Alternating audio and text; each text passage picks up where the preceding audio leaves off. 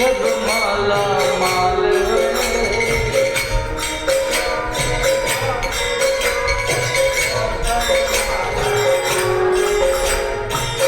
माया के जो बने पुजारी एक दिन का काल है।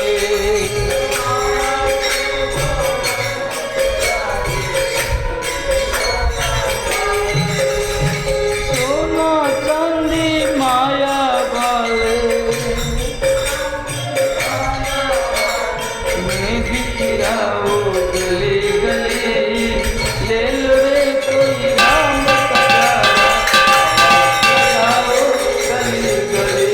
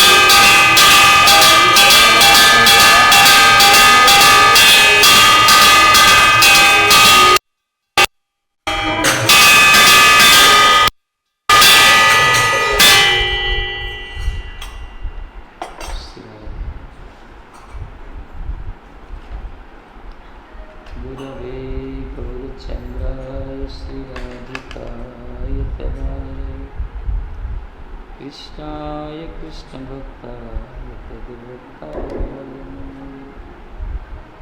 नमो विष्णुपादाय कृष्णपृष्ठाय भूतले श्रीमते भक्तिवैभव गौरी गोस्वामी नामिने गौरवाणी प्रचाराय दूरसंकल्पमूर्तये कृष्णशक्तिस्वरूपाय श्रीभक्तिप्रदायिने नमः। नमो विष्णुपादाय कृष्णपृष्ठाय भूतले श्रीमते भक्तिसिद्धान्त सरस्वती नामिने जय रूप सनातन भट्ट रघुनाथ श्रीजीव गोपाल भट्ट दास रघुनाथ श्री चैतन्य मनोभीष्टं स्थापितं येन भूतले स्वयं रूपं कदा मह्यं ददाति स्वपदान्तिकम् वंशाकल्पतरुभ्यश्च कृपा सिन्धुभ्येव च पतितानां पावनेभ्यो वैष्णवेभ्यो नमो नमः। वन्दे श्रीकृष्ण चैतन्य नित्यानंद सदितो गौरदेव पुष्पवन्तो चित्रसन्दौ कमनिधौ श्रीमान रासरसारम्भि वंशी भट्टतटस्थितौ दर्शन गोपीर्गोपीनाथ श्रीयस्तु जस्वानुभावमखिलश्रुतिसारमेकौ अध्यात्मतिथितीर्षताङ्कमन्धं संसारिणां करुणाः पुराणगुह्यं तं व्याससुनमुपयामि गुरुं वृन्दाय तुलसीदेवै प्रियाय केशवस्य च कृष्णभक्तिप्रदे देवी सत्यवते नारायणं नमस्कृत्य नरं चैव नरोत्तमं देवीं सरस्वती व्यासं ततो जयमुदीरये। जय श्री कृष्ण चैतन्य प्रभु नित्यानंद श्री अद्वैत गदाधर श्रीवासादि गौर भक्तवृंद हरे कृष्ण कृष्ण कृष्ण हरे हरे हरे राम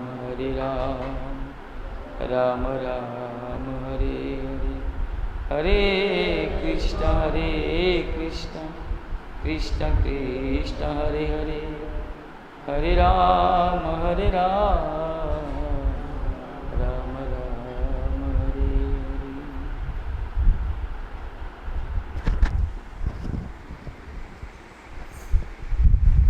हरे। स्लो करो सुबह की साउंडटा दिन स्लो करो।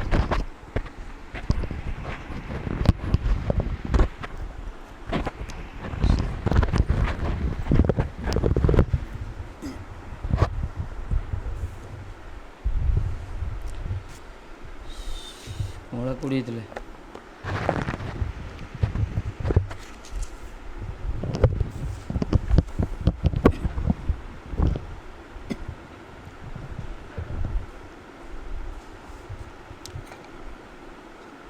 कुड़ीतले जोड़ा साउंड हो बंद कर बेसी साउंड आप फैन आनी कहते परा भल लोक ए चंदन प्रभु फैन आनियार थिला परा फैन केबे आनिबा कल की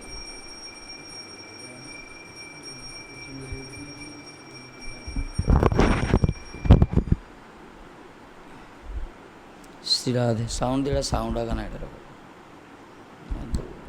श्री राधे कुड़ी लोक नथिला काली पोटल रसा कुड़ी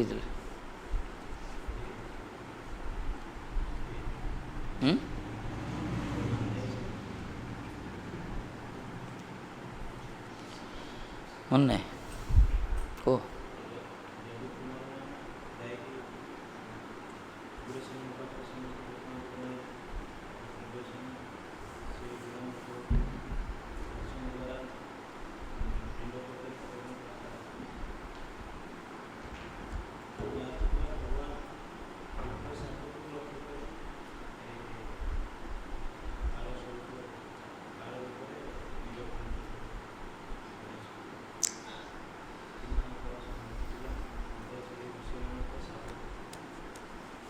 वैष्णव अपराधर फल केते मारात्मक ए अध्याय शिक्षा देले। भगवान निज इच्छा को पूर्ण करने ब्रह्मशाप को माध्यम कले।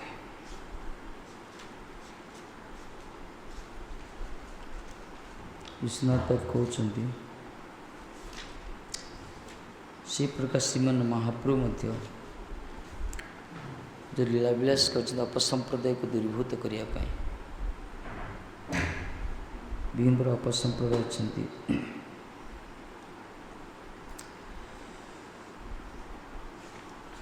द्वितीय अध्याय आरंभ करें। द्वितीय अध्याय यही अध्याय नारद श्रद्धा सहकार जिज्ञासु वसुदेव को निमि नव जोगेन्द्र संवाद कथन द्वारा भागवत धर्म उपदेश कर।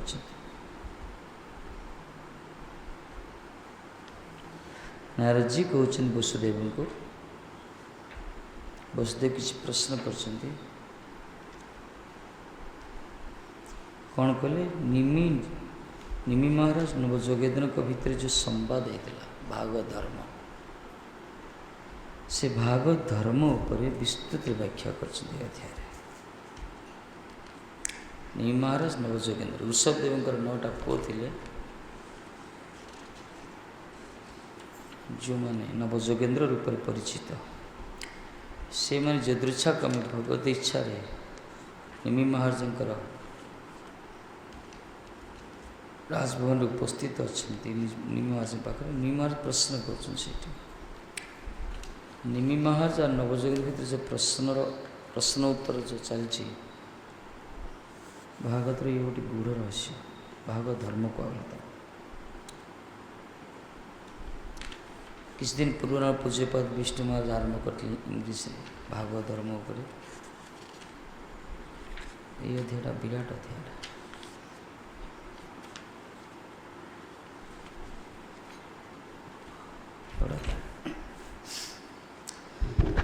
भागवत धर्म उपदेश कर।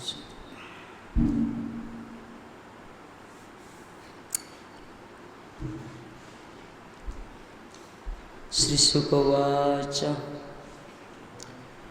गोविंद भोज गुप्तया द्वारपत्यां कुरोद्वह अबात सिन्नारद अभिघ्नं कृष्णपाशनलालस।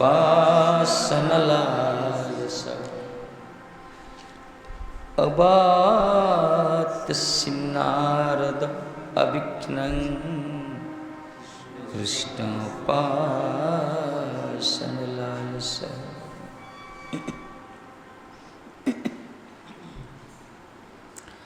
शिशु को वाच हे कुरुद्वह हे परीक्षित कृष्ण उपासन लालसः कृष्ण उपासन लालसा उत्कंठ छजस्य सह।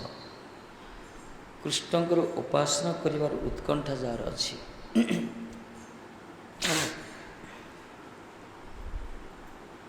सह के से नारद जी कि सर्वदा कृष्ण उपासना लालसारे उत्कंठित सब कृष्णकर पूजा श्रीकृष्णकर भजन श्रीकृष्णकर सेवा ही जो मान कर एकांत काम्य से नारद गोविंद भुज गुप्तायां द्वारवत्यां गोविंदस्य भुजाभ्यां गुप्तायां पालितायां द्वारकायां गोविंदंकर द्विभुजर छत्र छाया तले जो द्वारकावासी पालित होचंती से द्वारकारे अभिघ्नं निरंतरम अबाधसित वासम अकरोत्। नारद जी रही गले से द्वारका कहीं ठाकुर जी को दर्शन करने श्रीकृष्ण दर्शन लालसा। श्री सुखदेव कहले हे कुरुद्वह परीक्षित जी देवर्षि नारद श्रीकृष्ण दर्शन लालसा तदीय भुज रखी द्वारकापुरी निरंतर वास करते हैं। ये हूँ भक्तर स्वभाव स्वरूप। श्रीकृष्ण दर्शन लालसार यही प्रकार उत्कंठित चित्त नारद जी कुआड़े गले द्वारकार रहीगले। से नारद जी तो श्रीकृष्ण प्राकट्य तिथि है बाल्यलीला तांको देखा से टेंट पकई रखिले ब्रजरे पूरा संपूर्ण बाल्यलीला को आस्वादन कर नारद बाबा। जमी चैतन्य महाप्रभुଙ୍କର लीला देखला तो एठी को विपर आसछंती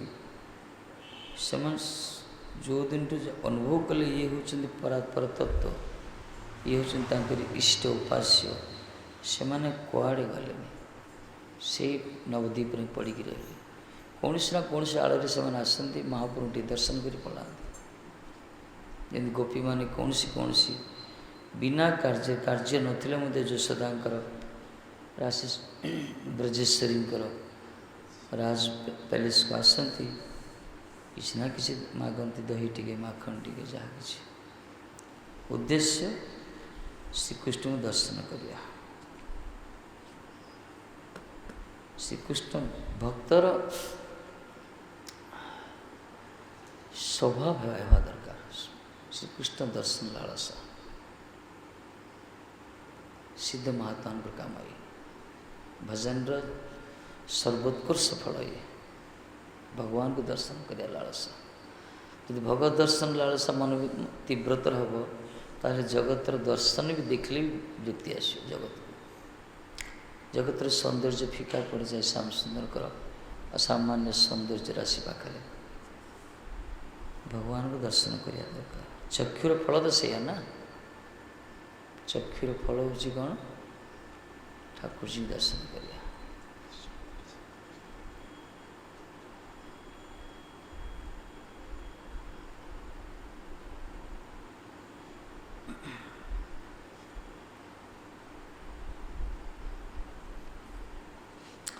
मुकुंद लिंगालय दर्शन दृश्य मुकुंद लिंगालय भगवान का विग्रह देखा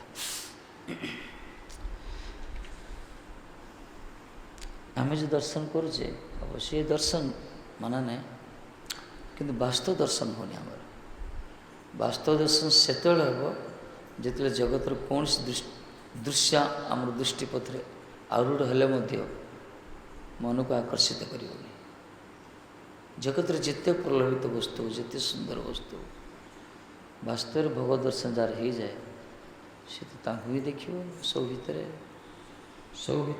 दर्शन कर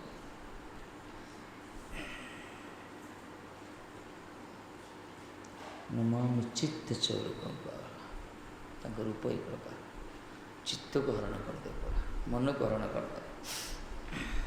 नारद बाबा सेमती थे ना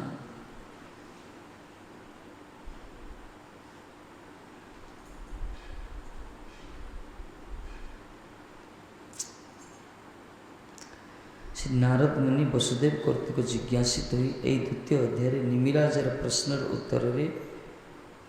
उत्तर क्रमे कवि और हरि कथित वैष्णव धर्म समूह बोलते नव जोगेन्द्र जन कवि और हरि प्रथम से उपस्थापन कर वैष्णव धर्म विषय वर्णना कर वैष्णव धर्म भागवत धर्म जीवर धर्म सनातन धर्म समस्त धर्म आत्मार धर्म ये सब गोटे कथबाच आत्मार धर्म भगवत प्रणीत धर्म ये भगवान धर्म जाजन करती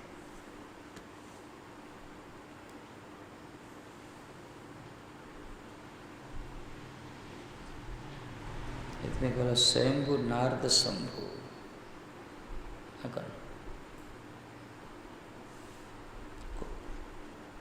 कुमार कपिल मन प्रहलाद जनक विष्णु बलि बयासी कंबल नारद महाजन को आगला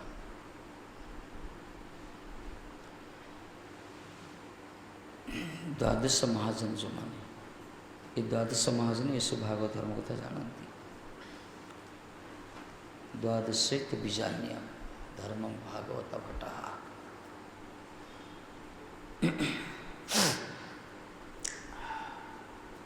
ଏଠି ନାରଦ ବା ଜାଣିଛନ୍ତି ଭାଗବତ ଧର୍ମ, ସେ କହୁଛନ୍ତି ଏଠି ନାରଦ ମୁନି ଶ୍ରୀ ନାରଦ ମୁନି ଅନୁକ୍ଷଣ ଦ୍ୱାରକାରେ ବାସ କରିଥିଲେ, କାରଣ ସେଇখানে ଭଗବତ ଧାମରେ ଶ୍ରୀକୃଷ୍ଣଙ୍କର ପ୍ରଭାବରେ ନାରଦର ପ୍ରତି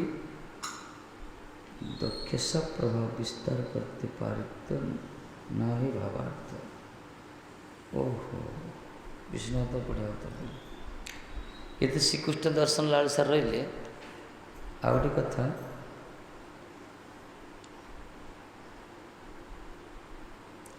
भगवान का धाम जोड़ा कहगला बा श्रीकृष्ण का प्रभाव जो श्रीकृष्ण ठाकुर जी सदा विराजमान जोड़ी अच्छा से एते प्रभाव ठाकुर जी जोड़ी दक्ष साप देते नारद को कहीं साप देते पुओ जाओ ये पाठ पढ़ेगा ना जिते पुओ से जन्म कर सब जाओ पढ़ो पाठ पढ़ु भजन करे पढ़ कौन संसार अच्छे नारद बाबा कथार सब भजन कर गले सी अभिशाप कौट रही पारे से नारद स्थिर नुहति कि द्वारकार स्थिर है कहीं ठाकुर जी को प्रभाव से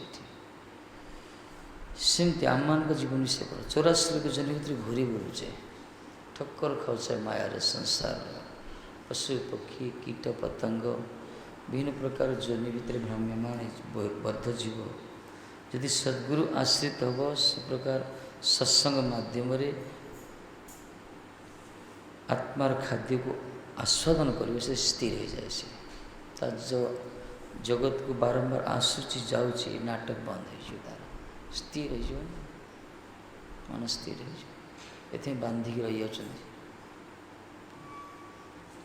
लोक अच्छा घर भर बांधिक रही पारे बजार टी बुले आगा बाहर टी जी आगा ना मन खराब हो किंतु वैष्णव मान देख मठ मंदिर पड़ी रोचे केमती रोचे जेल भाया गोटे गोटे जेल ना गेट बाहर भी जी हुए तार एमती किसी रस आस्वादन होती मनटा स्थिर हो जाए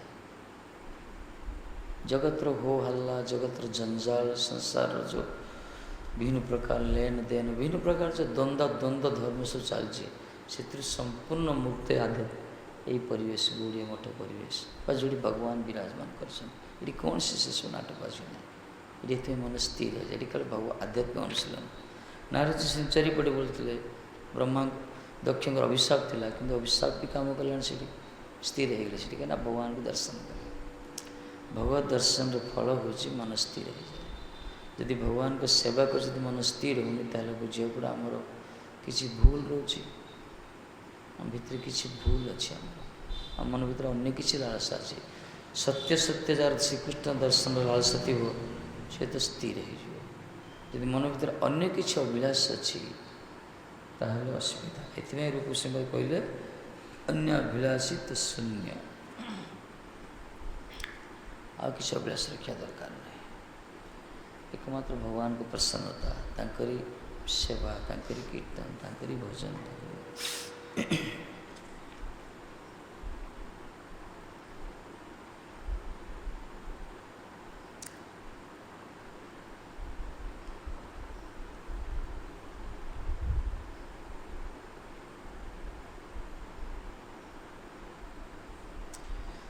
जे भागवत धर्म ना मूर्ख लोक माने अति शीघ्र अति सहजरे निजर आत्मकल्याण करने भगवान जो जो उपदेश दीचन ताको कला भागवत धर्म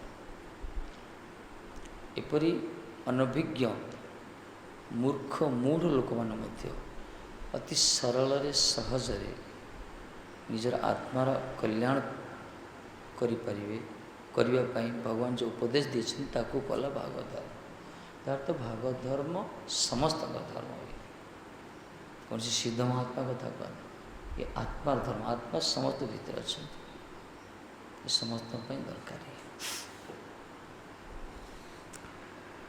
कौन राजन इंद्रियवा मुकुंद चरणाम्बुजम् न भजे सर्वतो मृत्यु पाशामरोत्तमम् न भजे सर्वत्र मृत्यु उपास्यं मरुत्तमयि। हे राजन, सर्वतो मृत्यु सर्वतो मृत्युर्जस्य सह। मृत्यु जार सबुले होची सर्वत्र से कौन इंद्रियवान प्राणी मात्रांतर्गत अमृतमयी अमरेशपूर्ति ब्रह्मादि उपास्यं सेव्यं मुकुंद चरणाभजन श्री गोविंद पादारविंदं न भजते न सेवते। ब्रह्मांकर भी सेव्य उपास्य श्री मुकुंद गोविंदकर पदारविंद को किए भजन को न करियो को मरणशील जगत प्राणी मात्रांतर्गत माने समस्ते भजन करी पाउछि। हे राजन, सर्वतोहावे मृत्युर अधीनताग्रस्त कौन सी प्राणी ब्रह्मादि देवेंद्र गणरो सेवनीय श्रीकृष्ण चरण कमल आराधना ना करिया थाके प्रश्न कर। जगत रे एमती किए ना जे श्रीकृष्णकर आराधना न करिछि। तार्थ मृत्युर अधीनस्थाग्रस्त कौन सी प्राणी मनुष्य जगत रे जो माने मृत्यु सहित प्रति मुहूर्त जो मरुचंती ए प्रकार एमती के प्राणी अच्छी जे कि देवता मुनि इंद्र ब्रह्मादि जंग ब्रह्मा वरुणेन्द्र ना कौन ब्रह्मा वरुण इंद्र देवता ब्रह्मादिकर सेवनीय श्रीकृष्ण को चरण कमल को आराधना न करियो।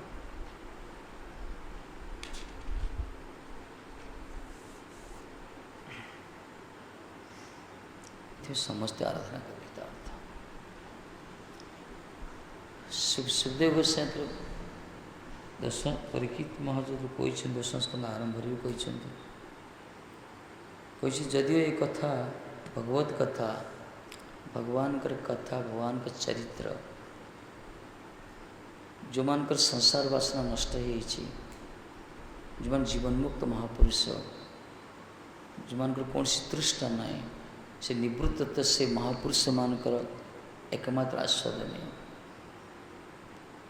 तथापि से माने कली पराहत बहिर्मुख बद्ध मूढ़ लोक मान भगवत कथा रूपक नौका छाड़ी जाती भवसागर पार होगापी। तेणु हे परीक्षित जी ये अमृतमय कथा कल्याणमय कथा को एत किए श्रवण करनी कहीं जी श्रवण कर तार मन को रमण हो मन भी आनंद आसे श्रवण इंद्रिय भी आनंद प्रदान करे। एमती जगत रे किए अच्छी जे केवल पशु पशु हत्याकारी व्याध सदृश व्यक्ति माने कथा प्रति आसक्ति है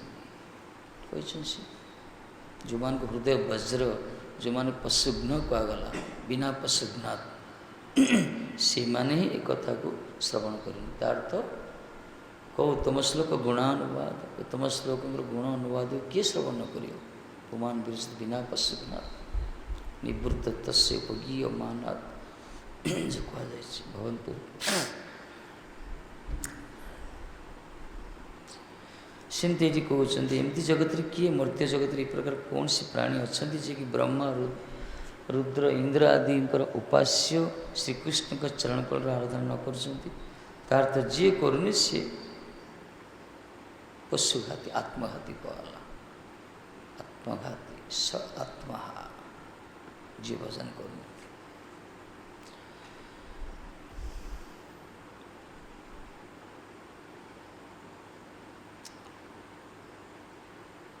जार भजन रे मुक्त गणर ए रूप औत्सुक्य से मुकुंद चरण पद्म के वृद्ध अवस्थाए कौन व्यक्ति ना भजन करे यह बोलते छे।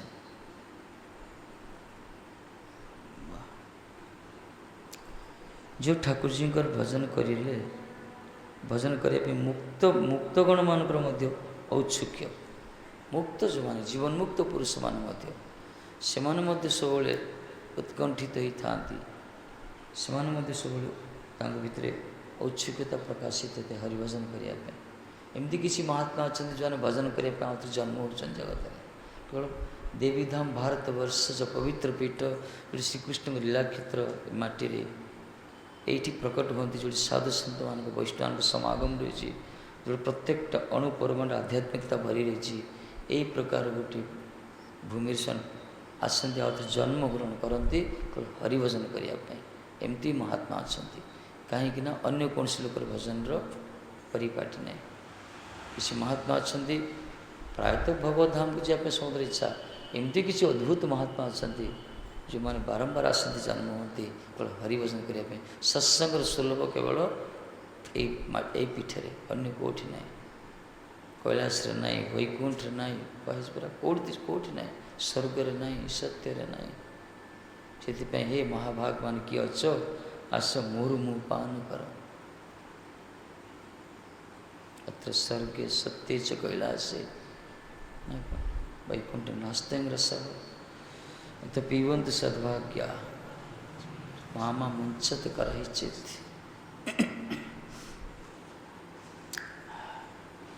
ए रस कोठी नहीं जगत स्वर्गर भी नहीं कहले कमड़ कथा, स्वर्गर भी नहीं, कैलाश रे नहीं।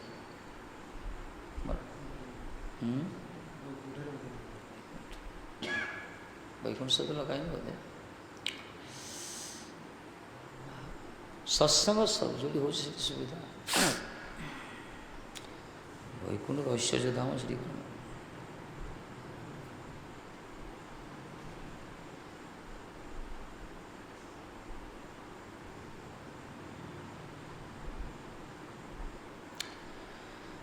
एथिपाई मुक्त पुरुष मान औत्सुक्यता रही से मुकुंदकर भजन करने। से मुकुंदकर चरण पद्म को वृद्ध अवस्था कौन व्यक्ति ना भजन करिए बोलते बार्धिक हो एमती किए अच्छी भजन न करे। कौन व्यक्ति इंद्रिय बाण अर्थात कर्णादि इंद्रिय थकते कृष्ण भजने अधिकार, यही भावार्थ। केवल ईश्वरेर अधीन जीवगण ही जे कृष्ण के भजन करे एमन नुहे, किंतु देवश्रेष्ठ महादेवादि गण ताके भजन करे। बुझिल?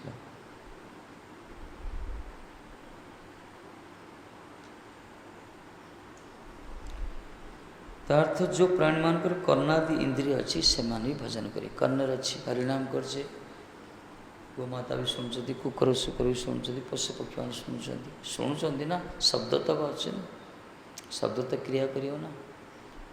औषधर मूल्य न जान औषध खाइले क्रिया करुच्ची से पूरा हरिनाम महत्व से न बुझंतु, कि श्रवण जो कर्णर जो भलुंठित हो अंतकर्ण प्रवेश करुच्ची निश्चय क्रिया करियो।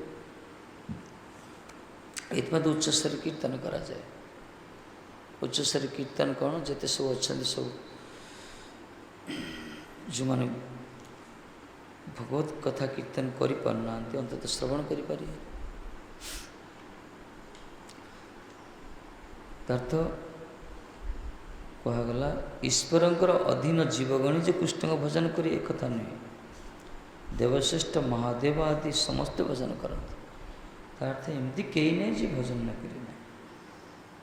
देवश्रेष्ठ महादेव मध्य महादेवादि गण एमान मध्य कृष्ण को भजन करते।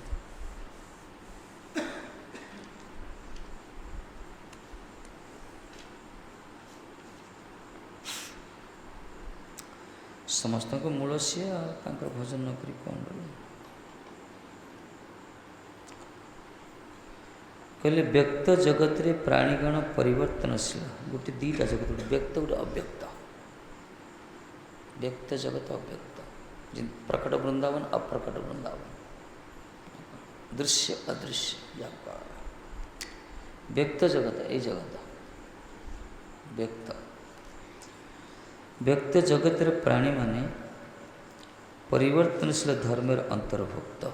आम मान परिवर्तनशील धर्मर अंतर्भुक्त। तार अर्थ परिवर्तन होमती बर्तमान आम जन्म हो मनुष्य जन्म हो आमर ए प्रकार स्वरूपटा मिलला आमर कर्म करुचे आम विवेक अच्छी आमर बुद्धि अच्छी विचार अच्छी कि रूप परिवर्तन होगा स्वभाव परिवर्तन होगा जोनि परिवर्तन होगा जेकोसी जोनि जीव तार स्वभाव तार धर्म तार गुण तार क्रिया कर्म सब परिवर्तन होवर्तनशील जगत पर मनीष गोटे जीवात्मा जो मनीष जन्म पाचे मनीष बहुत कर्म करीवात्मा जो कौन कुकुर शुकुर जन्म पाइब घोड़ा छेली मेंढा जन्म पाइब से पशु से कर्म कर परिवर्तन हो तार स्वभाव तार रूपर सब किसी परिवर्तन जगत परिवर्तनशील ये छोट छुआ शिशु की जन्म हो धीरे धीरे तार रूपर परिवर्तन हो मृत्यु पर्यंत परिवर्तन हो सब बुद्धि भी परिवर्तन तो सब परिवर्तनशील धर्म अंतर्भुक्त यह व्यक्ति जगतर ये देखुन सब तो परिवर्तन ये भाषा परिवर्तन रूप वेश परिवर्तन स्वरूप परिवर्तन सब किसी परिवर्तन पूरा स्थिर नहीं एकमात्र स्थिर हो कहीं ये सब जगत अनित्य नित्य नुहे ये सब परिवर्तन नित्य वस्तु अपरिवर्तनीय भगवान नित्य नव नित्य से धाम परिकर नाम स्वरूप सब नित्य त्रिसत्य पागला नित्य से द्वारका मथुरा वृंदावन धाम अंतर्भुक्त जिते सब परिकर पार्षद लीला नाम स्वरूप गुण लीला धाम परिकर सब नित्य से परिवर्तन नहीं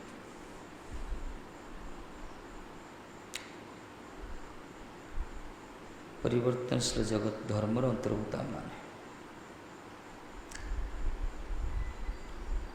सुतरां ताहादर मृत्यु ये मृत्यु होची किंतु जो कहला जदगत्वान निवर्तन्ते तद्धाम परम मम से मृत्युर प्रवेश नहीं कहीं परिवर्तन ना से फिक्स सब जे युवक से युवक जे वृद्ध से वृद्ध जे बाछुरी से बाछुरी जे गोमाता फिक्स ये परिवर्तन ना से से धाम बुझा दरकार ये जगत बड़ सब तो ये चेंज बोले धीरे धीरे देखियो बाल टी कला होगला धला होगला बड़ परिवर्तन केशर परिवर्तन है कला बाल धला हम बयस अनुसार ताकू देखी मनटा परिवर्तन हो सब किसी तो परिवर्तन प्रत्येकटा क्रिया देखियो तार परिवर्तन हो से जगत रे सब परमानेंट सब नित्य परिवर्तन में से मृत्यु ने ए जगत रे मृत्यु अच्छी जन्म ने मृत्यु ये सुख दुख निंदा प्रशंसा हानि लाभ सब द्वंद्व धर्म ये से प्रकार नुहे से द्वंद्व धर्म से ना से जगत से जन्म अच्छी मृत्यु ना से लाभ अच्छी क्षति ना से रूप अच्छी कुरूप ना प्रशंसा अच्छी निंदा ना सुख अच्छी दुख ना जदि बाहर को निंदा दुख जे किशोर जी भी निंदा कराई पचर प्रशंसा थिला ना दुख भी आसला कुंती जी पचर दुख आनंद रहा ना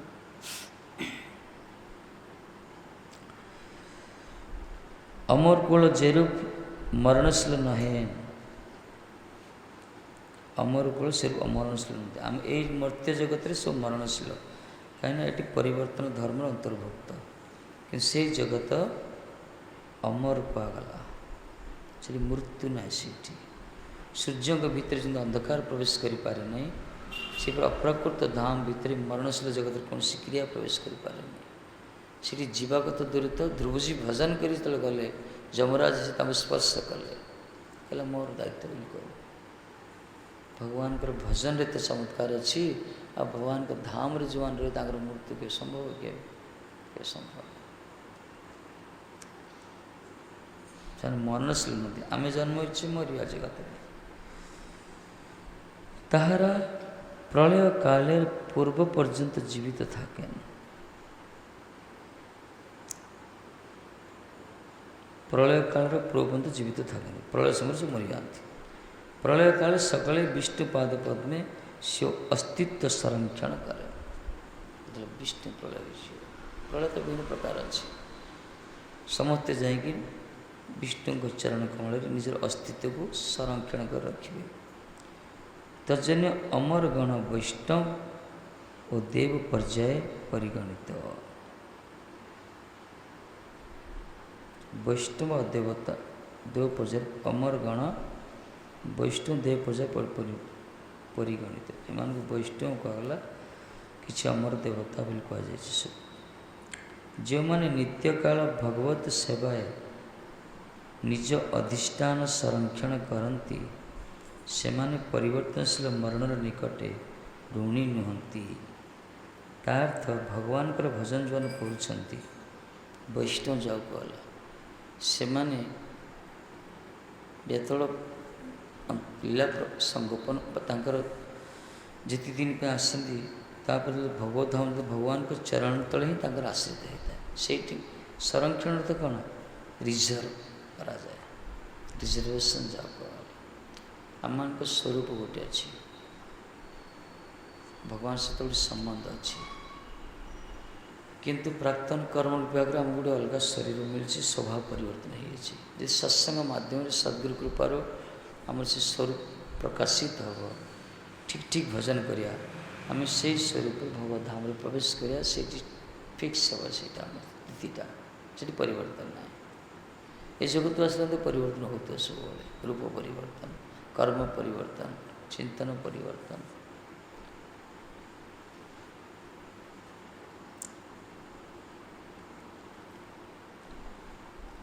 ଏଥିପାଇଁ ଯେଉଁମାନେ ନିତ୍ୟକାଳ ଭଗବତ ସେବାରେ ନିଜ ଅଧିଷ୍ଠାନ ସଂରକ୍ଷଣ କରନ୍ତି, ସବୁବେଳେ ଭଗବାନଙ୍କ ସେବାରେ ନିଜର ସ୍ଥିତିଟାକୁ ସଂରକ୍ଷଣ କରନ୍ତି, ସେମାନେ ପରିବର୍ତ୍ତନଶୀଳ ମରଣର ନିକଟ ଋଣୀ ନୁହନ୍ତି।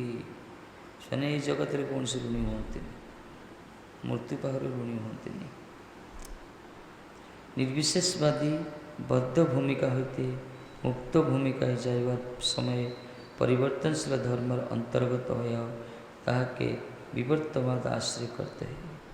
ଯେଉଁମାନେ ଭଗବାନଙ୍କ ବିଗ୍ରହକୁ ମାନୁନାହାନ୍ତି, ସେମାନେ ମଧ୍ୟ ଯେତେବେଳେ ଜଗତକୁ ତ୍ୟାଗ କରୁଛନ୍ତି,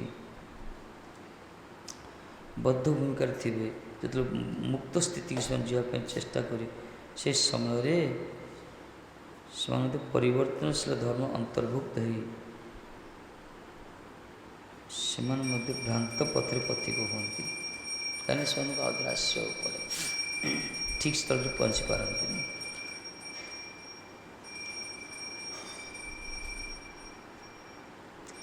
ନିତ୍ୟ ମୁକ୍ତର ହିଁ ମୁକ୍ତିର ସମ୍ଭାବନା କୁହାଗଲା। ନିତ୍ୟ ମୁକ୍ତର ମୁକ୍ତିର ସମ୍ଭାବନା। ନିତ୍ୟବୋଧ ଜୀବ ନିଜର ନିତ୍ୟ ମୁକ୍ତ ଅବସ୍ଥାରେ କଥା ଆଲୋଚନା করতে না পারিয়া আপনাকে পরিবর্তন যোগ্য ପିଣ୍ଡ ବିଶେଷ ଜ୍ଞାନ କରେନ। ଯେଉଁମାନେ ବାସ୍ତବରେ ନିତ୍ୟ ମୁକ୍ତ, ସେମାନେ ତାଙ୍କରି ମୁକ୍ତି ହୋଇଥାଏ। କିନ୍ତୁ ବଦ୍ଧ ଜଗତରେ ସବୁ ନିତ୍ୟବଦ୍ଧ, ଦୁଇ ପ୍ରକାର ଜୀବ, ଗୋଟେ ନିତ୍ୟ ମୁକ୍ତ, ଗୋଟେ ନିତ୍ୟବଦ୍ଧ। ନିତ୍ୟ ମୁକ୍ତ ଜୀବ ସବୁବେଳେ ନିତ୍ୟ ମୁକ୍ତି ଥାନ୍ତି, ଭଗବାନଙ୍କ ପାର୍ଶ୍ୱ ସେମାନେ, ଭଗବାନଙ୍କ ପରିକର ସେମାନେ, ବହୁତ ଇଚ୍ଛାରେ ସେମାନେ ଜଗତ, ଆମ ଗୁରୁବର୍ଗ ଅଛନ୍ତି, ବହୁତ ଇଚ୍ଛାରେ ସେମାନେ ଜଗତକୁ ଆସନ୍ତି କିଛି ଲୀଳାବିଳାସ କରିବା ପାଇଁ। ଆଉ ପ୍ରାୟ ସମାଜର ସବୁ ପ୍ରାଣୀ ନିତ୍ୟବଦ୍ଧ, ବଦ୍ଧ ଭୂମିକା। ଏ ନିତ୍ୟବଦ୍ଧ ଲୋକମାନେ ଯଦି ସଦ୍ଗୁରୁ ଆଶ୍ରିତ ହୋଇ ଭଗବାନଙ୍କର ଭଜନ କରିବେ, ଧୀରେ ଧୀରେ ସେ ମୁକ୍ତ ସ୍ଥିତିକୁ ଯିବେ।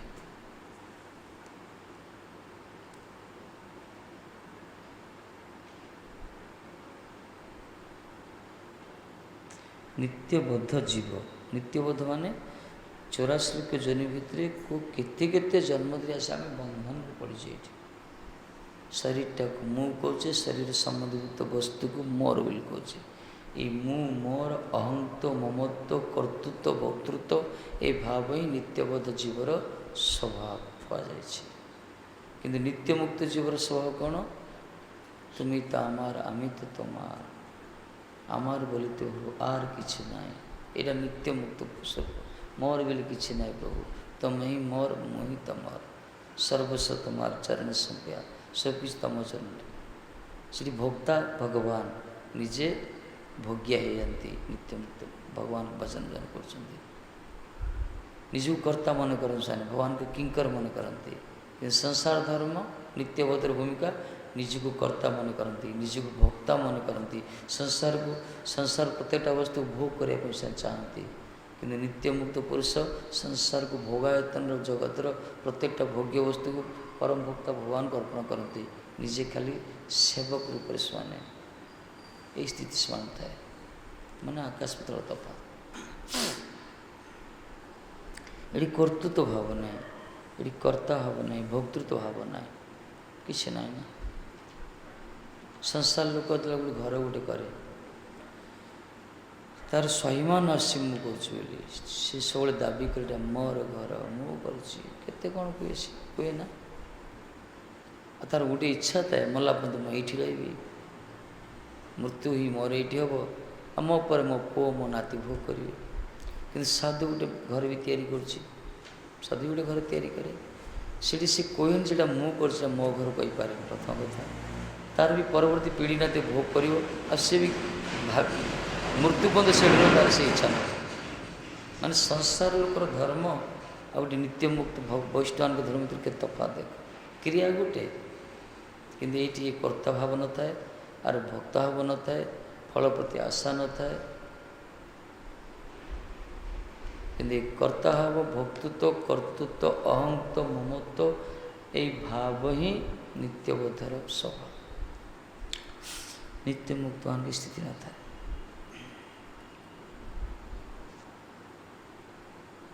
कौन अच्छी कौन जदि गुरुवर को कहे यही पढ़ तुम आ गए मुठू जाओ दायित्व नहीं छाड़ी पड़े कौन अच्छे आम किसी अच्छे किसी ना सांगे संजय बोला हाँ महाराज चलता है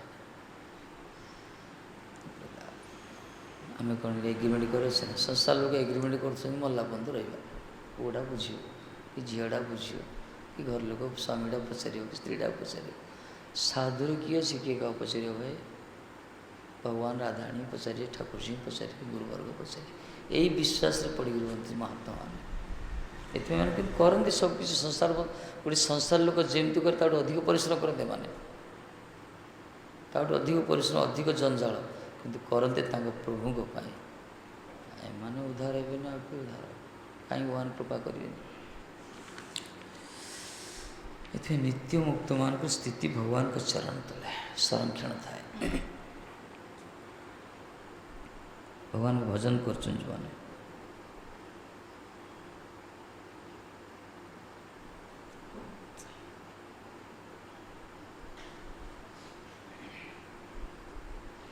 चित सविशेष वैकुंठाधिपति मुकुंद सर्वदा चिद विलास रत ये चिद सविशेष वैकुंठाधिपति मुकुंद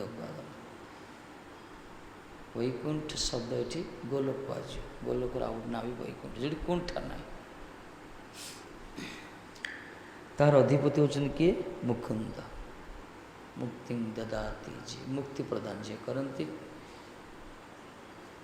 भगवान से सब चिद विलास रत से संसार भर मुंड पुराती से किए मरला किए बुड़ला ये सब चिंता ना ये सब चिंता करते सब तो से चिन्मय रस डूबी था से कहीं चिंता करे से सब चिद विलास ये जगत चिद ये जगत सब जड़ विलास कहला जगत सब जड़ता रही जगत सब खाली काम ही रही जोटा कि तार फलाफल बड़ा कुचित भयावह कि भगवत राज्य रे भगवान सब चिन्मय रस से परम चेतन तो चिद विलास करती जोटी आनंद ही आनंद जो अंधकार ना दुख ना जो समय ना जो काल गति ना तेणु संसारी लोक मान जगतर जो संसार धर्म जो कहगला देह धर्म कौन सी क्रिया प्रतिक्रिया भगवत राज्य प्रवेश करे दैहिक क्रिया सब से यही जगत पर रखाई ये किए क्या पिटला किए क्या माला ये जगह भोग करा पड़े ये संसार हिसाब निकास हुए संसार कि भगवत राज्य रे भगवान चिद विलास था ये जो मैंने देह ज्ञान को त्याग करी आत्मस्वरूप प्रतिष्ठित हो जो भजन कर निजक भगवान किंकर दास सेविका दासी ए प्रकार भावना कर जो मैंने भगवान को भजन करछंती सेमान प्रति भगवान टिके दृष्टिपात करती अवलोकन करते कहीं से चिन्मय श्रद्धा से चित विलास स्वरूप को आस्वादन कर हम भी से ये भी चिन्मय जो कला भजन कीर्तन भागवत गुरुवर जो कर भी से पूरा चित अनुशीलन चिदानुशीलन जाओ कला ऐसे कले से आकर्षित है।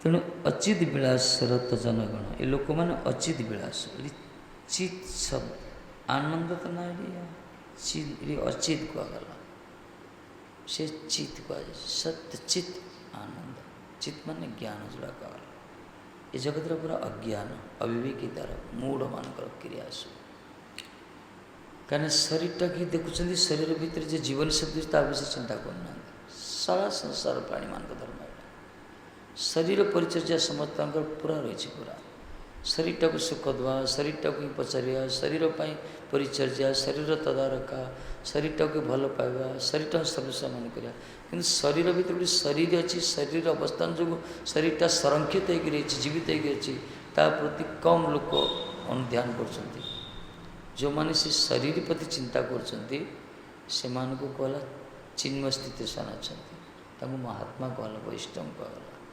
तमाम दुनिया रे जिते प्राणी सब अचित विलास सब देहपाई सब चलते नट नाट सब ये देहटा अचित कहला ये मृत्यु ये मर देहटा आत्मा मरण ना ये गोटे अमर वस्तुटा भितर अच्छी से अमर वस्तुर कथा अच्छी अमर कथा किंतु मरणशील जगतर शरीर पर जगतर कथा रही जो संसार क्रिया को बेस भल पाती से मरुंच किंतु अमर कथा पर जो रुचि रही आसक्ति रही से निश्चय जीवन मुक्त है क्रिया यहाँ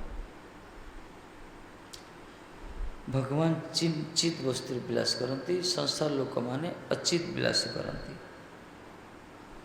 विलास मान रमण करती उपभोग करती आनंद पाती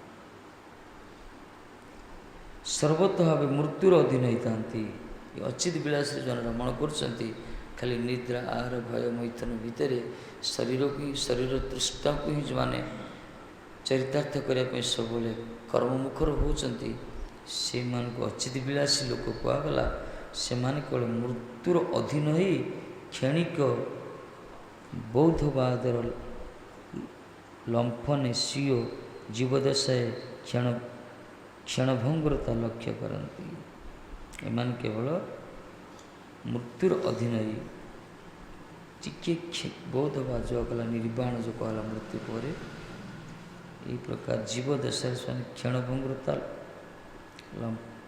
लक्ष्य करते जानती किसी किसी लोक क्षणभंगुरता से के दिन मिलचे भाई कि ए प्रकार बहुत लोग अच्छा जानते किसी दिन केते दिन बंचिया संसार तेणु जे दिन बचा टे भोग कर बंचिया यही हूँ जगत लोक अचित विलासी लोक मान कि चित विलासी लोक मान विचार केते दिन बंचिया भाई हरिभजन करने दरकार कम लोक जगत अच्छे जो जानती मृत्यु अनिर्वाज्य भजन लगी जाती प्राय लोक जगत अच्छे जो जानती मृत्यु अनिर्वाज्य किंतु शरीर को सुख देवाई चाहते ये अचित कहला अज्ञानी मान ये आनंद ना ये दुख ही दुख दुख सुख बोले भावी दौड़ते दुखटा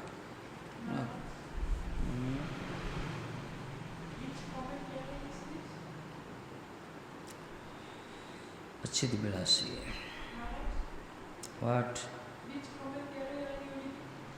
कमेंट्री उस कमेंट्री मरणशील जीवगणर जे सकल इंद्रिय समावेश देखा जाए तद्वारा तार क्षणिक बौद्धवाद पोषण बौद्धवाद कौन कि निर्वाण ना कौन मरला पर निर्वाण कई कारण ना मरला पर मुक्ति है बौद्धवाद किंतु ये सत्य नुह एटा सत्य गले सत्य नुह मृत्यु पर तो जन्म अच्छी ना मृत्यु पर जन्म रही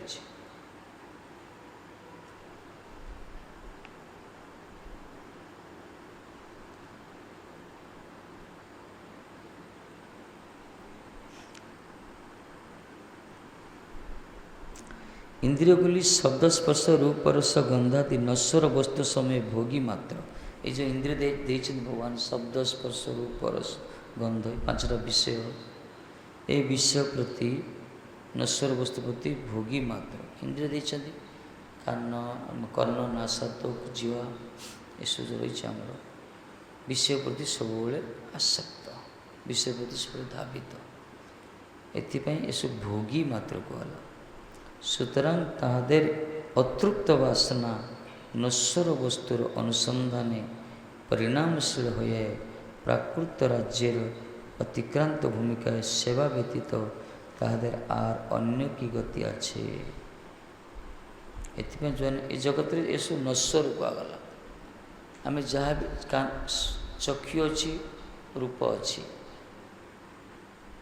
ये रूप भी नश्वर मान नष्ट हो अंतर्धान हो किसी दिन पर रूप भी रही। तेणु नश्वर वस्तु प्रति ये इंद्रिय गुड़िक जो धावित होती भोग करने ये सब अतृप्ति बोध करते। माने ये जो अतृप्त वासना नश्वर वस्तु अनुसंधान रे सब अनुसंधान तो सारा दुनिया जिते लोक कर्ममुखर होती खाली इंद्रिय को भोग करने कि ना।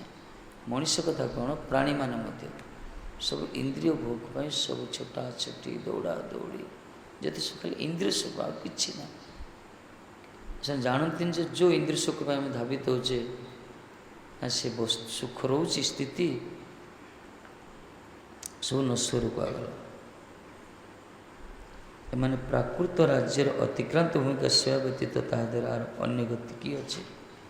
तेणु जिते दिन पर्यंत ये जगत भितर से अच्छा जिते दिन पर्यंत ये नश्वर वस्तु प्रति धावित होती इंद्रिय गुड़िक कामना वासना को चरितार्थ करने से तो सब अतृप्ति बोध होती बारंबार जगत को आसती। यही जगत प्राकृत जगत ऊर्ध्व को से जापारती ये से मंगल हम सब जदि से प्राकृत राज्य अतिक्रांत भूमिकार सेवा व्यतीत भगवान का सेवा जब कहगला। पारमार्थिक सेवा होची जगतर अतीत वस्तु ये सत्व रज तम त्रिगुण द्वारा जगत खेबित कि मठ मंदिर भगवान पीठ भगवान धाम भगवान भक्तान संग समावेश ये पारमार्थिक अनुशीलन ये सब हूँ निर्गुण भूमिका आपको कहला सेवा। जगत जदि किए क्या कला धरतु ये जड़े जनकर जगत रे सेवा वस्तु जगत पाए ना जगत रे कर्म से स्त्री तार स्वामीर सेवा कला ठीक अच्छी सेवा कह पिता पुत्र सेवा कर सेवा वस्तु केवल सेव्य वस्तु प्रति प्रযোज्य जमी भक्ति केवल भगवान प्रति प्रযোज्य। जगत रे सुकर्म बाद कहगला जी जार जगत रे सेवा बोले करुँची वास्तव से सेवार परिणाम तक बंधन रे पकाए तार साइड इफेक्ट अच्छी। कि सेवा शब्द प्राकृत जगतर अतिक्रांत भूमिका अवस्थित। प्राकृत जगत जहाँ भी कराई सेवा कहुए भक्ति कहुए। अप्राकृत जगत राज्य जहाँ कराई भगवान कर्म कर लीला कहगला।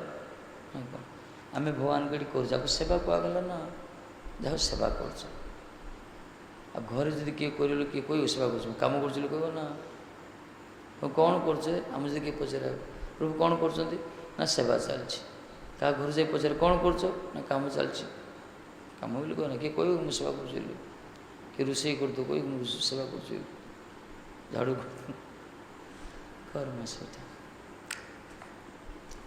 इतने सेवा शब्द इस सेवा भूमिकार अवतीर्ण नला पर्यंत तांकर गति ना तार तो अप्राकृत राज्यर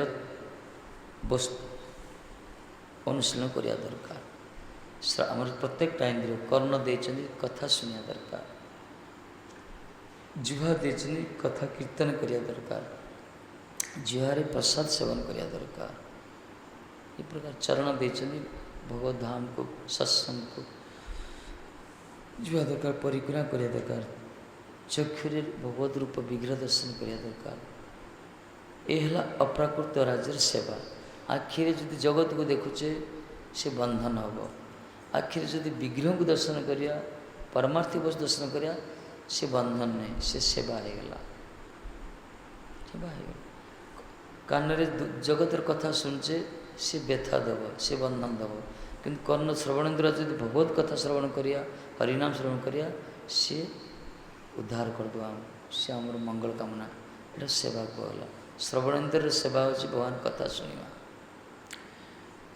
ଦର୍ଶନେନ୍ଦ୍ରର ପ୍ରକୃତ ସେବା ହେଉଛି ବିଗ୍ରହ ଦର୍ଶନ କରିବା। ଏ ପ୍ରତ୍ୟେକଟା ଇନ୍ଦ୍ରିୟ ବିଷୟ ପ୍ରତି ଧାବିତ ହେଲେ ସେ ବନ୍ଧନରେ ପଡ଼େ। ଏ ଇନ୍ଦ୍ରିୟ ଗୁଡ଼ିକ ଯଦି ପରମାର୍ଥ ପ୍ରତି ଧାବିତ ହେବ, ସେ ସେଠି ଉଦ୍ଧାର ହୋଇଯାଏ। ଆକୁ କୁହାଗଲା ସେବା। ଏଥିପାଇଁ ଗୁରୁବର୍ଗ ଆମକୁ ଏଇ ଶିଖାଉଛନ୍ତି, ଭଗବାନଙ୍କର ଉପହାର ଗିଫ୍ଟ ସବୁ ଇନ୍ଦ୍ରିୟ ଗୁଡ଼ିକ। এই ଇନ୍ଦ୍ରିୟ ଗୁଡ଼ିକର ଅଧିପତି ହେଉଛନ୍ତି ଭଗବାନ। ହୃଷିକେଶ କୁହାଗଲା। ଏ ହୃଷିକେଶଙ୍କୁ ହୃଷିକେନ ହୃଷିକ ଇନ୍ଦ୍ରିୟ ଦ୍ୱାରା ଯେଉଁ ସେବା କରେ ତାକୁ ଭକ୍ତି କହିଲେ। ଏଥିପାଇଁ ଇନ୍ଦ୍ରିୟ ଗୁଡ଼ିକ ଦ୍ୱାରା ଇନ୍ଦ୍ରିୟାଧିପତିଙ୍କ ସହାୟ କରିବା। ଇନ୍ଦ୍ରିୟ ଗୁଡ଼ିକ ଆମ ବାପା ମା' ଦେଇନାହାନ୍ତି। ଯଦି ବାପା ମା' ଦେଇଥାନ୍ତେ ଜନ୍ମ ସମୟରୁ, କେତେ ପୁଅ କଣା କାହିଁକି ହେଉଛନ୍ତି ନା କ'ଣ? ବାପା ଆଖିଡ଼ି ଦେଇଦେଲାନି ପେଟ ଭିତରେ ମା' ଆଡ଼େ, ହୁଏନି? ସମ୍ଭବ ନାହିଁ। ଏସବୁ ଭଗବାନଙ୍କ ଉପହାର କୁହାଗଲା।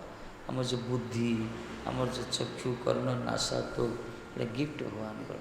ଭଗବତ ଉପହାର ବସ୍ତୁକୁ ଏସବୁ ଉପକରଣ କୁହାଯାଇଛି। ଶରୀର ଏ ଜଗତଟା ହେଲା ଭଗବାନଙ୍କର ସେବୋପକରଣ, ସେବାର ଜଗତ। ସେବକ ଆମମାନେ ଏଇ ଶରୀରଟା ବି ଭଗବାନଙ୍କର ସେବାର ଉପକରଣ କୁହାଯିବ। ତେଣୁ ଏଇ ବସ୍ତୁ ଭଗବାନଙ୍କ ସେବାରେ ଲଗାଇବା ଦରକାର। କଲେ ଦେଖିବ ଠିକ୍ ହେବ। ଯେମିତି ଫୁଲଟା ଫୁଟିଛି, ଗୋଟିଏ ଫୁଲ ଚୟନ ତୋଳିଲା, ତାକୁ ମାଳା ଗନ୍ଥନ କରି ଭଗବାନଙ୍କ ଚରଣରେ ଦେଲା, ଭଗବାନଙ୍କର କିଶୋରଜୀଙ୍କ ଗଳାରେ ଦେଲା, ସେବା ହେଇଗଲା। ଯେଉଁ ଫୁଲଟା ଦୂର ପଡ଼ିଗଲା, ତାକୁ କିଏ ତୋଳି ପାରିଲାନି, ତଳରେ ପଡ଼ିଲା, ନାଳରେ ଭାସିକି ପଳେଇଲା ନର୍ଦ୍ଦମାରେ, ନା କ'ଣ? ଗୋଟିଏ ଗଛ, ଗୋଟିଏ ପୁଷ୍ପ ଗଛରୁ କିଛି ପୁଷ୍ପ ଭଗବାନଙ୍କର ଗଳାରେ ସ୍ୱୟଂ ବିରାଜମାନ ହେଲେ, ଆଉ ସେଇ ଗଛରେ କିଛି ପୁଷ୍ପ ନର୍ଦ୍ଦମାରେ ପଡ଼ି ପଚିକି ନଷ୍ଟ ହେଇଗଲା। ସେ ପ୍ରକାର ଜଗତରେ ବହୁତ ଶରୀର ଆମେ ପ୍ରାପ୍ତ ହେଇଛେ। କେତେ ମଣିଷ ଶରୀର ଅଛନ୍ତି, ଯେଉଁ ଶରୀରଟା ଭଗବାନଙ୍କ ସେବାରେ ଯୁକ୍ତ ହେଇଛି, ସେବାରେ ନିଯୁକ୍ତ, ସେ ଶରୀର ହିଁ ବାସ୍ତବରେ ଉପଯୁକ୍ତ ଶରୀର କୁହାଗଲା। ସେହି ଶରୀର ହିଁ ଅନ୍ତିମ ଶରୀର କୁହାଯାଇଛି ଭଗବତ ରାଜ୍ୟରେ ପ୍ରବେଶ କରିବା ପାଇଁ। ଏଥିପାଇଁ ଏଇଟା ବୁଦ୍ଧିମାନର କାମ। ଯେଦିନ ପର୍ଯ୍ୟନ୍ତ ଇନ୍ଦ୍ରିୟ ଗୁଡ଼ିକ ସତେଜ ଅଛି, ଇନ୍ଦ୍ରିୟ ଗୁଡ଼ିକ କ୍ରିୟମାନ ହେଉଛନ୍ତି, ଶକ୍ତିମାନ ଶକ୍ତିଶୀଳ ଅଛନ୍ତି, ସେଦିନ ପର୍ଯ୍ୟନ୍ତ ଆମେ ଭଗବାନଙ୍କର ଭଜନରେ ସବୁ ଇନ୍ଦ୍ରିୟକୁ ବିନିଯୋଗ କରିବା। ଆଉ ତା ଯଦି ଅପବ୍ୟବହାର କରିବା, ତାହେଲେ ନିଜର ପରିଣାମକୁ ଭୋଗ କରିବାକୁ ପଡ଼ିବ, ସଂସାରକୁ ବାରମ୍ବାର ଆସିବାକୁ ପଡ଼ିବ। କିଏ ମନା କରୁଛି? ଆସ। ଲୋଚନ ବୋଲେ ସେଇ ପାପି ଆଇଲା ଗଲା। ଅନିତ୍ୟର ଅନାଦରକାରୀ, ଅନିତ୍ୟ ରାଜ୍ୟର ଅତୀତ ମୁକୁନ୍ଦ ପାଦ ପଦ୍ମ ନିତ୍ୟକାଳ ସେବା କରିବାର ସୁଯୋଗ ବୁଝିତେ ପାରେନି। କିଏ ବୁଝିପାରିବ? ମୁକୁନ୍ଦଙ୍କ ସେବା କରିବା ପାଇଁ, ଭଗବାନଙ୍କ ସେବା କରିବା ପାଇଁ, ସବୁବେଳେ ପାଇଁ, ନା ଅନିତ୍ୟର ଅନାଦରକାରୀ। ଏ ଜଗତ ହେଉଛି ଅନିତ୍ୟ। ଏ ଅନିତ୍ୟ ବସ୍ତୁକୁ ଯିଏ ଅନାଦର କରୁଛି, ଯିଏ ଆଦର କରୁଛି, ସେ ବୁଝିପାରିବନି। ଅନିତ୍ୟ ବସ୍ତୁକୁ ଯିଏ ଆଦର କରୁଛି, ସେ କେବେ ନିତ୍ୟ ବସ୍ତୁର ତତ୍ତ୍ୱକୁ ବୁଝିପାରିବନି, ନିତ୍ୟ ସେବାକୁ ବୁଝିପାରିବନି। ସିଧା କଥା କହିଛନ୍ତି, ସିଦ୍ଧାନ୍ତ କଥା। ଅନିତ୍ୟର ଅନାଦରକାରୀ, ଅନିତ୍ୟ ରାଜ୍ୟର ଅତୀତ। ଅତୀତ ହେଉଛନ୍ତି ସେ ଭଗବାନ, ଅନିତ୍ୟ ରାଜ୍ୟର ଅତୀତ। ଏ ଜଗତଟା ହେଉଛି ଅନିତ୍ୟ। ଏ ନିତ୍ୟ ନୁହେଁ, ସତ୍ୟ କିନ୍ତୁ ଅନିତ୍ୟ। ଜଗତ ସତ୍ୟ, ଆମେ ଯାହା ଦେଖୁଛେ ସବୁ ସତ୍ୟ, କିନ୍ତୁ ଅନିତ୍ୟ। କିନ୍ତୁ ଭଗବାନ ହେଉଛନ୍ତି ନିତ୍ୟ ଅସତ୍ୟ, ଅପ୍ରାକୃତ ଜଗତ, ସେ ନିତ୍ୟ ଅସତ୍ୟ। ଏଥିପାଇଁ ଅନିତ୍ୟ ବସ୍ତୁକୁ ପ୍ରତି ଯେଉଁମାନେ ଅନାଦର କରୁଛନ୍ତି, ସେମାନେ ଅନିତ୍ୟର ଅତୀତ ବସ୍ତୁ ପ୍ରତି ଶ୍ରଦ୍ଧାବାନ ହେବେ। ତାର ତ ପରମାର୍ଥ। ଜଣେ ଭଗବାନଙ୍କର ଭଜନ କରୁନି, ତାର ଅର୍ଥ ସେ ବୁଝିବାକୁ ପଡ଼ିବ ସେ ଅନ୍ୟ କାହାକୁ ଭଜନ କରୁଛି। ଜଣେ ନିତ୍ୟ ବସ୍ତୁ ପ୍ରତି ଯାହାର ଶ୍ରଦ୍ଧା ଆସୁନି, ବୁଝିବାକୁ ପଡ଼ିବ ତାର ଅନିତ୍ୟ ବସ୍ତୁ ପ୍ରତି ଶ୍ରଦ୍ଧା ରହିଛି। ଜଣେ ପ୍ରସାଦକୁ ଭଲ ପାଉନି, ବୁଝିବାକୁ ପଡ଼େ ସେ ନିଶ୍ଚୟ କିଛି ଅମେଧ୍ୟ ଖାଉଛି ସେ। ସେଥିପାଇଁ ଜଗତ ଦୁଇ ପ୍ରକାର, ଗୋଟେ ନିତ୍ୟ, ଗୋଟେ ଅନିତ୍ୟ ଜଗତ। ଅନିତ୍ୟ ଜଗତ ହେଉଛି ଜଗତଟା। ଏ ଜଗତର ପ୍ରତ୍ୟେକଟା ବସ୍ତୁ ନଶ୍ୱର, ମରଣଶୀଳ ଜଗତର ପ୍ରତ୍ୟେକଟା ବସ୍ତୁ ଭୂତ ଭୂତ ପ୍ରଲିୟତେ। এই ଅନିତ୍ୟର ଅନାଦର ଯେଉଁମାନେ କରୁଛନ୍ତି, ଅନିତ୍ୟ ବସ୍ତୁ ପ୍ରତି, ପାତ୍ରମାନ ପ୍ରତି, ସେମାନେ ସେ ରାଜ୍ୟରେ ପ୍ରବେଶ କରିପାରିବେ। ଆଉ ସେମାନେ ନିତ୍ୟକାଳ ସେବା କରିବାର ସୁଯୋଗ ବୁଝିପାରିବେ। ସେବାର ସୁଯୋଗ କ'ଣ ସେମାନେ ବୁଝିପାରିବେ। ସେବା କାହାକୁ କୁହାଯାଏ, ତା'ର ଆନନ୍ଦ କ'ଣ।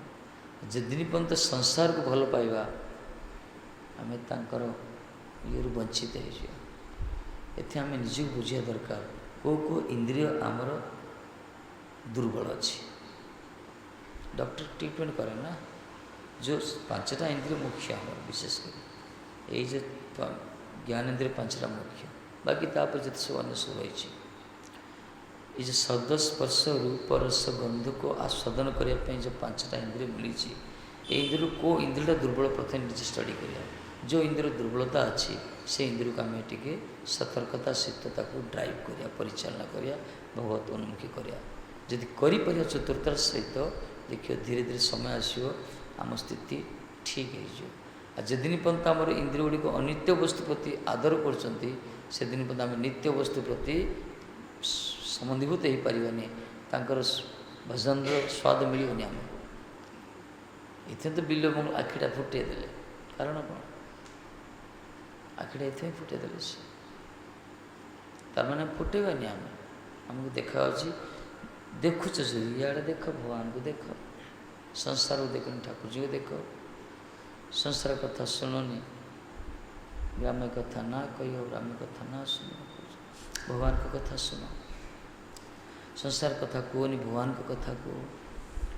ଏଇ ଭାବରେ ଆମେ ଅଭ୍ୟାସ କରିବା ଦରକାର। ଯେଉଁମାନେ ଯେତିକି ଭାବରେ ରହୁଛନ୍ତି ନିଷ୍ଠାରେ ଷ୍ଟ୍ରିକ୍ଟରେ, ତାଙ୍କେ ସେ ପୁରା ଅନୁଭବ କରୁଛନ୍ତି।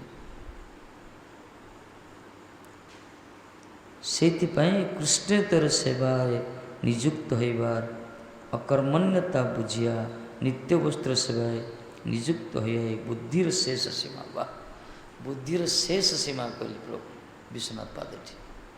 ବୁଦ୍ଧିର ଶେଷ ସୀମା ହେଉଛି କୃଷ୍ଣ ଇତର ସେବାରେ ନିଯୁକ୍ତ ହେଲେ ତାର ଅକର୍ମଣ୍ୟତା ବୁଝିବା ଦରକାର। ଏ କର୍ମ ନୁହେଁ, କୃଷ୍ଣ ଇତର ବସ୍ତୁ, ଏ ଜଗତ ହେଲା କୃଷ୍ଣ ଇତର ବସ୍ତୁ। କୃଷ୍ଣ ଇତର ବସ୍ତୁରେ ଯେଉଁମାନେ ସେବାରେ ନିଯୁକ୍ତ ଅଛନ୍ତି, ସେଇଟା ନିଜର ଅକର୍ମଣ୍ୟତା, ତାକୁ ପ୍ରକୃତ କର୍ମ କୁହାଯିବନି। ପ୍ରକୃତ ଫଳ ସେଠି ନୁହେଁ। ଯେଉଁମାନେ ଏକଥା ବୁଝନ୍ତି, କାହାର ଲାଗି କରି ଆମେ ଏତ ପରିଶ୍ରମ, ଗର୍ଦ୍ଧବର ମତ କରି ନା ବୁଝିଲ ଭ୍ରମ। ମୁଁ କାହାର ପାଇଁ ଏତ ପରିଶ୍ରମ କଲି, ଗଧ ଭଳିଆ ଖଟିଲି, ଏଇଟା ନା ଈଶ୍ୱର ସଂସାରେ ଛାଇବାଜି ପ୍ରାୟ। ଯେଉଁମାନେ କହିଲେ କୃଷ୍ଣ ଇତର ସେବାରେ ନିଯୁକ୍ତ ହେବାଟା ହିଁ କୁହାଗଲା ଅକର୍ମଣ୍ୟତା। ଯେଉଁମାନେ ବୁଝିଛନ୍ତି ସଂସାର ସେବା ବେକାର, ଅକର୍ମଣ୍ୟତା ଏଠି। ଏଠି କିଛି ଲାଭ ନାହିଁ। ଲାଭ ନା ହଇଲ କିଛି, ଘଟିଲ ଜଞ୍ଜାଳ। କହିଲେ ନା, କିଛି ଲାଭ ନାହିଁ, ଜଞ୍ଜାଳ ଘଟିଲା। ଆଉ ନିତ୍ୟ ବସ୍ତ୍ର ସେବାରେ ନିଯୁକ୍ତ ହେବାଟା ହିଁ ବୁଦ୍ଧିର ଶେଷ ସୀମା। ଦୁଇ କଥା, ଭଗବାନଙ୍କ ସେବା, ନିତ୍ୟ ବସ୍ତ୍ର ଭଗବାନ, ତାଙ୍କରି ସେବାରେ ନିଯୁକ୍ତ ହେବା। ଯେଉଁମାନେ ବୁଝିଛନ୍ତି ଭଗବାନଙ୍କ ସେବାଟା ହିଁ ଠିକ୍। ଆଉ ଜଗତ କୃଷ୍ଣ ଇତର ବସ୍ତୁର ସେବା କଲେ ହିଁ ଆମର ଅସଫଳତା, ସେଥିରେ କୌଣସି ଲାଭ ନାହିଁ। ଏକଥା ଯେଉଁମାନେ ବୁଝିଛନ୍ତି ସେମାନେ ପ୍ରକୃତ ବୁଦ୍ଧିମାନ, ବୁଦ୍ଧିର ଶେଷ ସୀମା କଲା, ବଡ଼ ଚତୁର ସେମାନେ, ବୋଲେ ପାଠ ନ ପଢ଼ିଥାନ୍ତି ସେମାନେ, ସେମାନଙ୍କୁ କହିଲେ ଇଣ୍ଟେଲେକ୍ଚୁଆଲ, ବୁଦ୍ଧିମାନ କରେ। ଯେ ଜନ କୃଷ୍ଣ ଅଛି ସେ ବଡ଼ ଚତୁର କାହିଁକି କହିଲେ? ଏଥିପାଇଁ ପ୍ରଭୁପାଦ କହିଲେ ପାଣ୍ଡିତ୍ୟର ଶେଷ ନାମ ହରିନାମ। ହରିନାମ ଯିଏ କରେ ସେ ବଡ଼ ପଣ୍ଡିତ, ପାଣ୍ଡିତ୍ୟର ଶେଷ ନାମ। ଆଉ କିଛି ଜଗତର କିଛି ବୁଦ୍ଧି ଜାଣିବା ତାକୁ ପଣ୍ଡିତ କୁହାଯାଏ। ସିଦ୍ଧାନ୍ତ କଥା, ଅନ୍ୟମାନେ ସବୁ କିଏ କହିବେନି। ଏଥିପାଇଁ ଗୁରୁ ମହାରାଜ କହୁଥିଲେ ପରା, ମୁଁ ବି ଚାହେଁ ସ୍ୱାର୍ଥପରତା, ମୋର ସମ୍ପୂର୍ଣ୍ଣ ସ୍ୱାର୍ଥର ଏକମାତ୍ର ବିଷୟବସ୍ତୁ ହେଉଛନ୍ତି କୃଷ୍ଣ। କୃଷ୍ଣ ଇତର ବିଷୟବସ୍ତୁ ମୋର କୌଣସି ସହାନୁଭୂତି ନାହିଁ। ଏଥିପାଇଁ କୃଷ୍ଣ ଇତର ସେବାରେ ନିଯୁକ୍ତ ହେବାଟା ଅକର୍ମଣ୍ୟତା। ଏକମାତ୍ର ନିତ୍ୟ ବସ୍ତୁ କୃଷ୍ଣଙ୍କର ସେବା ହିଁ ଆତ୍ୟନ୍ତିକ ମଙ୍ଗଳ। ଏକଥା ଯେଉଁମାନେ ବୁଝିଛନ୍ତି ନା, ସେମାନଙ୍କୁ କହିଲା ପ୍ରକୃତ ବୁଦ୍ଧିମାନ କୁହାଗଲା, ବୁଦ୍ଧିର ଶେଷ ସୀମାଟା। କ୍ଷୀଣ ବୁଦ୍ଧି ଜନଗଣ ହିଁ ଅନିତ୍ୟର ସେବାରେ ବ୍ୟସ୍ତ। ଯେଉଁମାନଙ୍କ ବୁଦ୍ଧି କ୍ଷୀଣ, ସଂକୀର୍ଣ୍ଣ, ମନ୍ଦ ବୁଦ୍ଧି, ଯେଉଁମାନଙ୍କର ବୁଦ୍ଧି ସେତେ ଉତ୍କର୍ଷ ବୁଦ୍ଧି ନୁହେଁ, ସେମାନେ ହିଁ ଅନିତ୍ୟ ବସ୍ତୁର ସେବା କରନ୍ତି। ଜଗତରେ ଯେତେ ସବୁ ଅନିତ୍ୟ ବସ୍ତୁ ନା, କିଏ ବାପା ପାଇଁ କରୁଛି, କିଏ ପୁଅ ପାଇଁ କରୁଛି, କିଏ ସ୍ୱାମୀ ପାଇଁ କରୁଛି, କିଏ ସ୍ତ୍ରୀ ପାଇଁ କରୁଛି, କିଏ ପ୍ରଜା ପାଇଁ, କିଏ ରାଜା ପାଇଁ, କିଏ କୁକୁର ପାଇଁ, କିଏ ବିରାଡ଼ି ପାଇଁ, କିଏ ନିଜ ଶରୀର ପାଇଁ, କିଏ ପର ଶରୀର ପାଇଁ। ଯାହା ବି ସବୁ ତ ଅନିତ୍ୟ। ସାରା ଜଗତ ଯାହା ବି ଦେଖୁଛି ସବୁ ଅନିତ୍ୟ। ଯଦି ଏମାନଙ୍କ ଭିତରୁ କିଏ କୃଷ୍ଣ ସେବାରେ ରହିଛି, ତାର ସେବା କଲେ ଫଳ କିଛି ମିଳେ, ସେଟା ଅଲଗା କଥା। ये परमार्थ वस्तु है। यदि क्षीण बुद्धि कहला, क्षीण बुद्धि लोक मान ही अनित्य व्यस्त,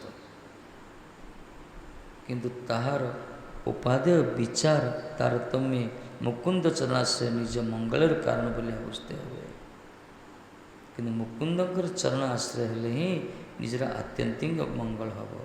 एक कथा बुझीपारती से बुझा दरकार विचार करें। तो गो वैष्णव मानस छाड़ी आर कारण कौन? तार कारण हूँ वास्तव जगतर जंजाल। हे किशोरी केवे कृपा करियो जग जंजाल छाड़ी छड़ेगी मत बरसारे बास गीत गाई कुमार।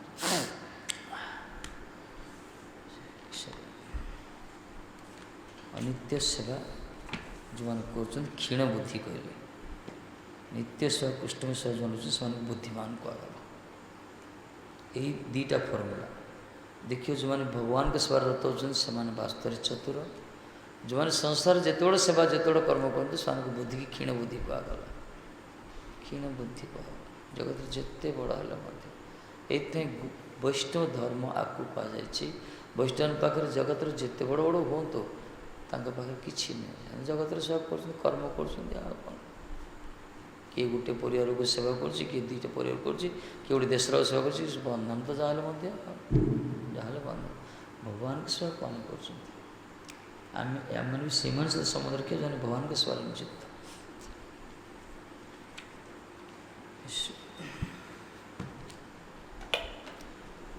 चलो भाई कीर्तन करो।